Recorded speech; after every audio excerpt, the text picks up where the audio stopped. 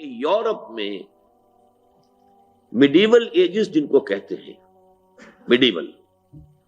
اس میں پورے یورپ میں شدید قسم کا جمود اور فکر اور علم انسانی کے اوپر بڑی شدید قدغنیں آئی تھی۔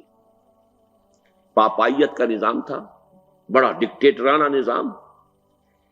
اور سائنس پڑھنا حرام تھا، فلسفہ پڑھنا حرام تھا۔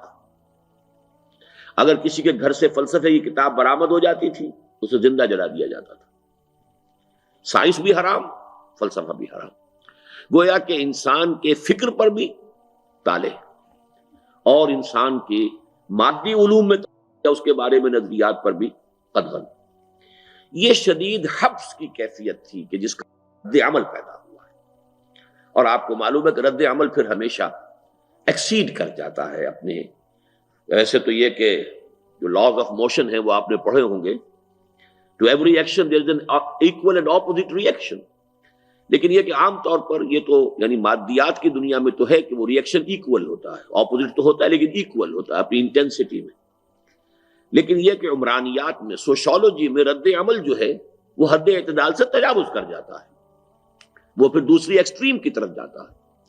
تو یہ گویا کہ ایک بہت بڑا سبب ہے کہ جس کے نتیجے میں جب ذرا عقل کے تالے کھلنے شروع ہوئے اور جب ذرا علم اور فہم کے اوپر قدغنیں جو ہے وہ کچھ کم پڑی، تو ایک دم جو آزادی ہوئی ہے، آزادی فکر